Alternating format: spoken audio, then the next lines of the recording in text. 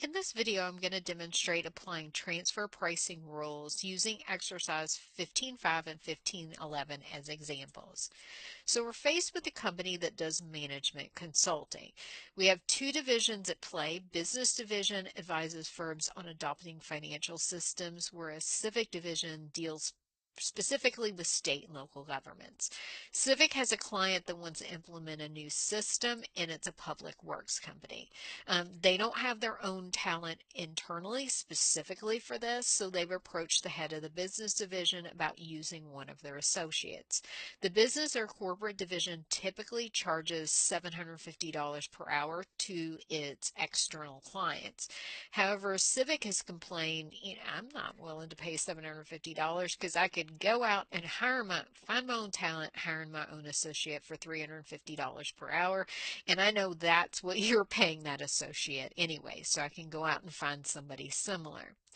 So we're going to look at what is each willing to pay.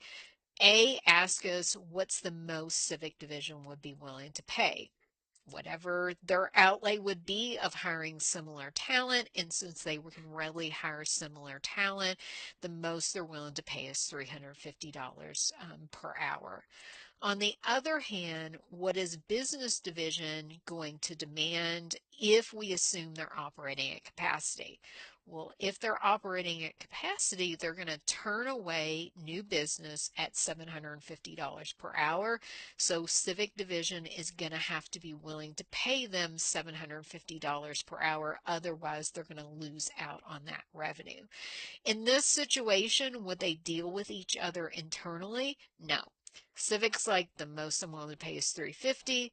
Business says you're going to have to pay me $750. Business would offer the services to an external client, get the $750, and Civic Division would go ahead and hire its own associate to complete the job. I don't have the specifics listed for Part C, but Part C asks us, what if instead of at capacity, business was below? They had idle capacity. Would that change any of the answers? Well, it's not going to change Part A. The most Civic's still willing to pay is $350, what they'd pay their own associate. But it will change Part B because business can no longer demand the $750 because they're not turning away business. So what's relevant if they have idle capacity is the $350 per hour, the additional costs that they're paying out to keep that associate working. So that would shift it. And if they had idle capacity, then they would deal with each other in the agreeable price of $350 per hour. The next problem adds some ethical considerations and some different facts to our scenario. So Civic's still wanting to do that costing system, but now the pricing that they can charge their client is a cost plus a fixed fee, where the cost is primarily the consultant's hourly rate, so whatever they're going to pay to the consultant. Also, instead of readily being able to hire their own associate, they're not able to find the same talent. What that means is if they don't hire the consultant from the business division, they're out of luck and just have to turn the job away. So I want to think, is that going to change anything in this scenario? Part A still says they're operating at capacity, our business division. What's the minimum that business is going to demand in this scenario? It's not changing anything, adding the cost base for Civic and they can't hire additional consultants doesn't change the fact that if business is operating in capacity, they're still going to demand $750 per hour because that's what they can get from the external job they'd have to turn away for accepting this work. On the other hand, what if, our corporate or business division is not operating at capacity?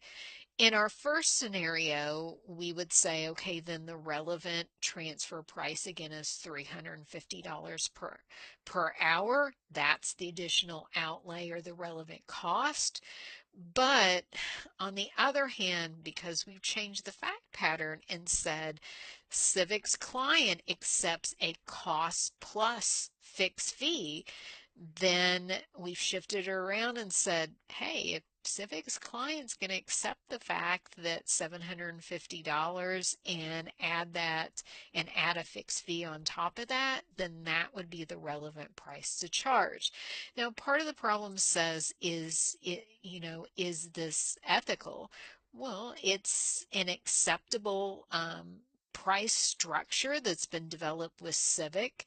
And keep in mind, the $750 didn't come out of thin air. The $750 is an established price to external clients.